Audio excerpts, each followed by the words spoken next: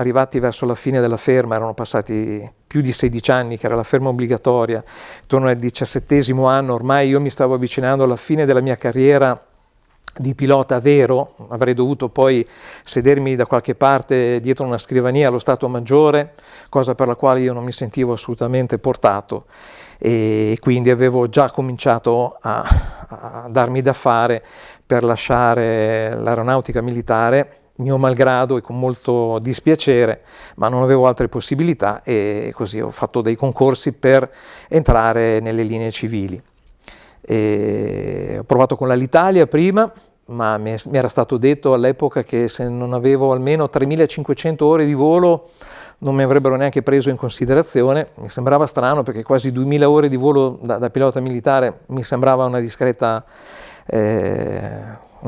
esperienza, ma non è stato così. Anni dopo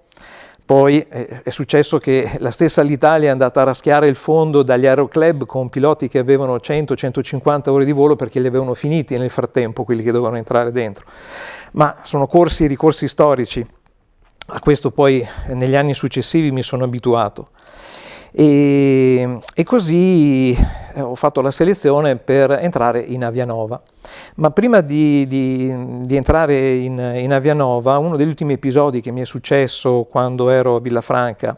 e volavo sulla MX proprio verso la fine, ho fatto 3 anni circa sulla MX, è stato un brutto incidente che è successo il 13 dicembre del 95. Io ero all'ufficio operazioni di Villafranca, quindi volavo abbastanza raramente in quel periodo lì e avevo tanto lavoro di ufficio, tant'è che quella sera stavo finendo tardi, erano forse intorno alle 8 di sera, stavo chiudendo praticamente lo stormo, stavo chiudendo gli uffici. 13 dicembre, il giorno di Santa Lucia, nel Veronese, chi è di quella zona sa che giorno è, e aveva iniziato a nevicare abbastanza copiosamente quella sera lì. Ricordo di essere uscito dalla base e appena sono salito in macchina mi ha chiamato un mio carissimo amico, Antonio, un giornalista del Gazzettino, avevamo i primi cellulari all'epoca, e mi ha detto: Fabio, ma hai sentito che è caduto un aereo civile a Villafranca? Dico, no, guarda, non è possibile. Ma chi te l'ha detta questa notizia? No, mi è arrivata questa notizia adesso, flash, dall'ANSA. Ma davvero stai dicendo? Sì. E siccome era successo, mi diceva che era successo in decollo, ho girato la macchina e ho provato ad andare in fondo alla pista di Villafranca, lungo la rete, per vedere se magari non era una bufala questa notizia. E invece purtroppo quando sono arrivato lì si è visto questo aereo civile che era appena precipitato, appena fuori dalla rete aeroportuale, ed era un Antonov che da Verona stava andando in Romania e che si è scoperto dopo non aveva fatto lo sghiacciamento delle ali e stava nevicando, e purtroppo dopo il decollo, subito dopo il decollo, è stato in volo forse neanche un minuto, è stallato e questo turboelica è precipitato e da circa 300 metri di altezza è venuto giù, e sono arrivato lì e non potevo fare niente perché l'aereo era caduto, si vedeva ancora la forma, la sagoma dell'aeroplano, aveva cominciato a prendere un po' di fuoco, ma sono arrivati subito i pompieri, la polizia. E la cosa brutta è stato che il giorno dopo poi mi hanno chiesto la cortesia di poter assistere i medici e i patologi che avevano raccolto le povere salme dentro una sala, dentro l'aeroporto, e mi hanno chiesto di fare assistenza. E l'ho fatto ovviamente, e ho visto questi poveri corpi che erano tutto sommato abbastanza interi, perché l'aereo non era caduto da altezze esagerate, però insomma l'impatto era stato molto, molto violento. E la cosa che mi ha impressionato di più è stato vedere, c'erano 4 ragazze che erano assistenti di volo, che avevano la divisa ancora addosso, distese lì per il riconoscimento, e questa cosa mi è rimasta molto impressa, perché 2 mesi più tardi ho lasciato l'aeronautica e ho cominciato a prendere contatto col mondo civile, con l'Avianova in particolare all'epoca, e ogni volta che vedevo una di queste ragazze giovani assistenti di volo di questa compagnia che ti salutavano perché eri entrato nel loro ambiente, purtroppo era una forma automatica che mi ha sconvolto per diversi mesi. Io mi immaginavo quella scena delle ragazze distese lì per terra, è stata una brutta cosa, anche l'odore della carne bruciata col cherosene, è una cosa che ti entra nel naso e ti resta per dei mesi, è stata una cosa scioccante. Comunque, con l'argomento si è chiuso e ho cominciato appunto questa avventura delle linee civili. È arrivato il momento di congedarmi con la Forza Armata e saluto con la sciabola. E ho rinunciato al comando perché la selezione in Avianova era già partita e già a febbraio-marzo abbiamo iniziato i corsi teorici qui a Fiumicino. Era l'Avianova che praticamente aveva un ambizioso progetto di addirittura 21 aeroplani nuovissimi Fokker 70, un aeroplano molto bello, devo dire, e nel quale sono stati selezionati piloti di una certa esperienza, perché si pensava di fargli fare il corso comando, farli diventare comandante nel giro di un annetto, massimo un anno e mezzo, quindi la carriera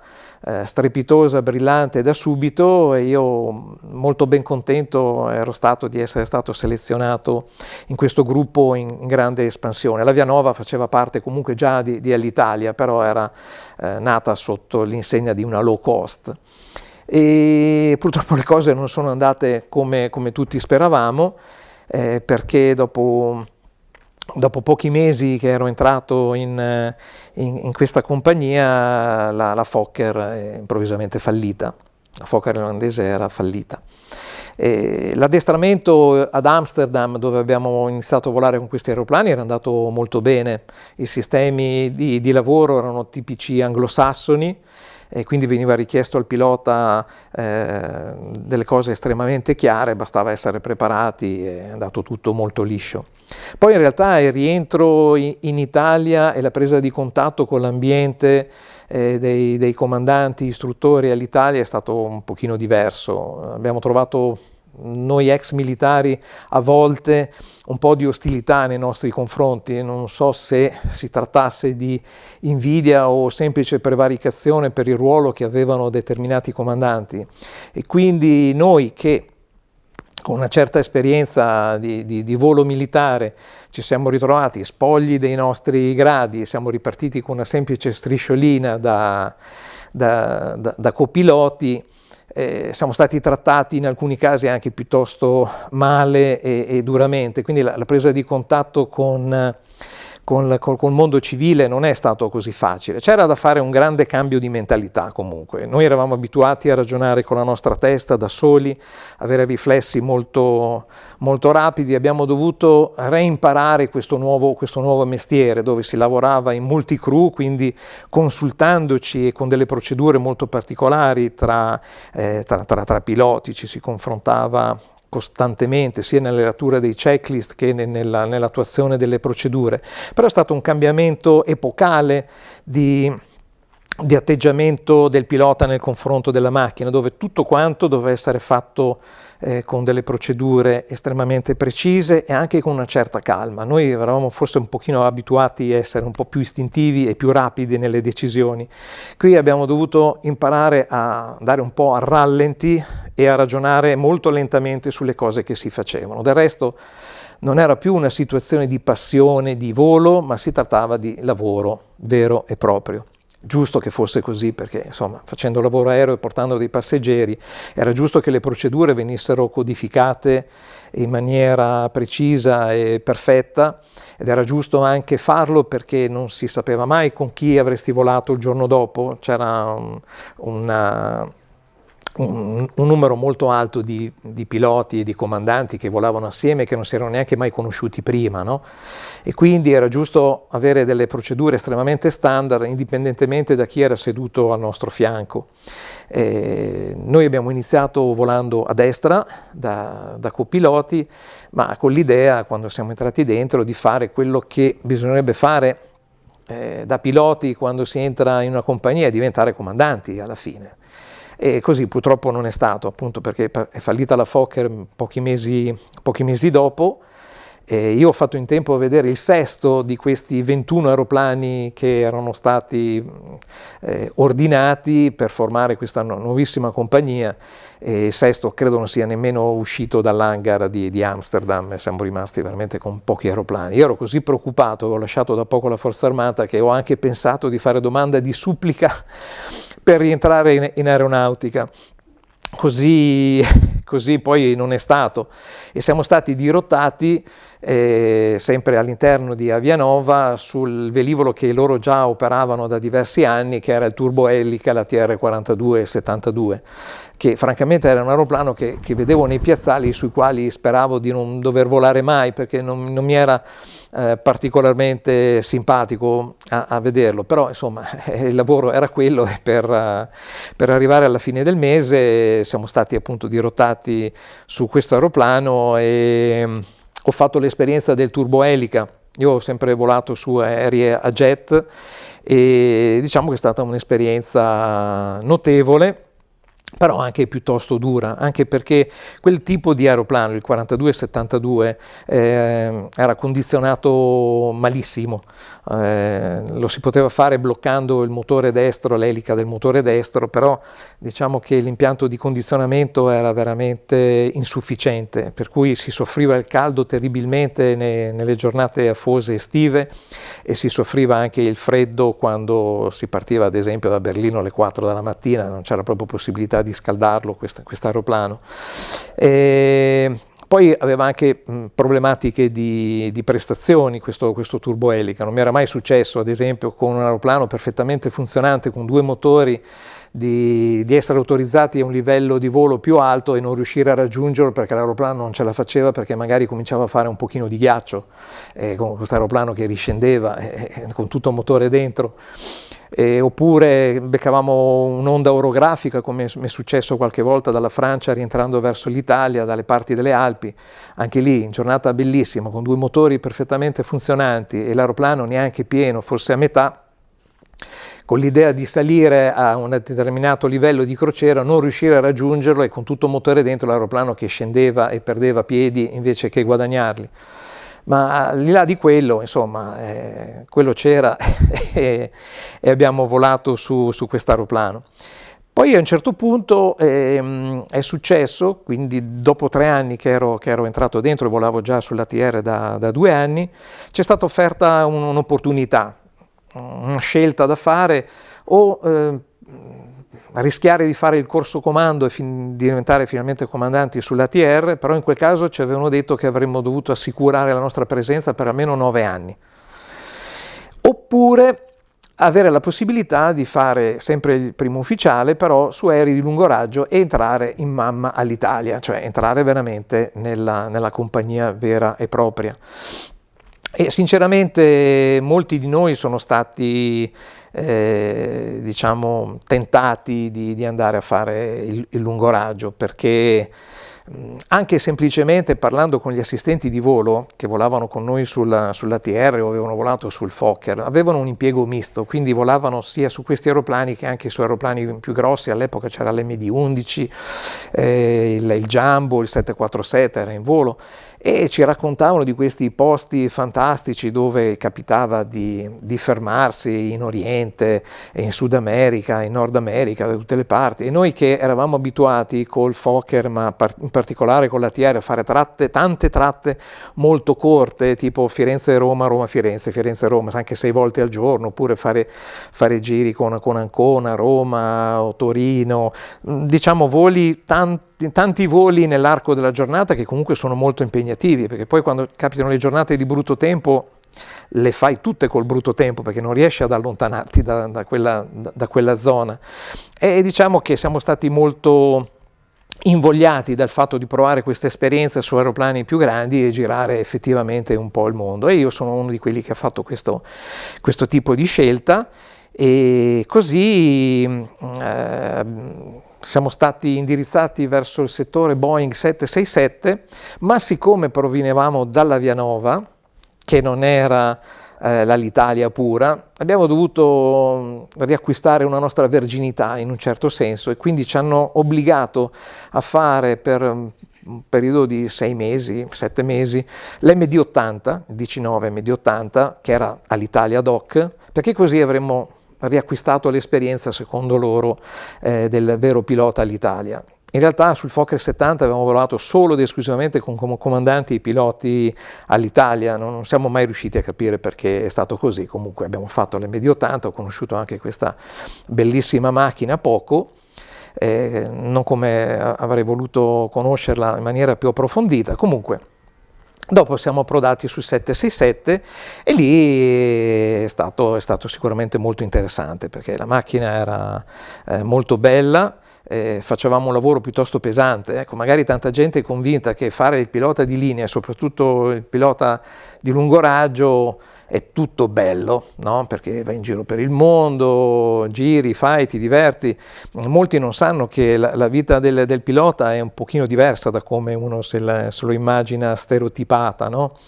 Perché in realtà facevamo molti voli e con molto poco riposo, cioè partivamo magari il lunedì mattina per Tokyo da Roma, per dire, facevamo 12 ore di volo, arrivavamo lì, mangiavamo, dormivamo e tornavamo subito indietro e facevamo 13 ore per tornare indietro. Quindi nell'arco di 3 giorni, il mercoledì pomeriggio eravamo di nuovo a Roma, avevamo passato più tempo in volo che non di sosta nel posto dove eravamo. E questo fatto verso est, fatto verso ovest, andavamo in giro nel Nord America, Boston, New York, Los Angeles, Sud America, Rio, San Paolo, stravolge un po' la vita del pilota, stravolge le tue abitudini, i tuoi ritmi di riposo, per dormire, per essere sveglio, problemi di alimentazione. E comunque il lavoro è veramente molto impegnativo. In più io ero anche pendolare, perché pendolavo da casa, quindi ogni volta che andavo a Roma dovevo prendere l'aereo e andare giù e tornare su. Per carità è una mia scelta,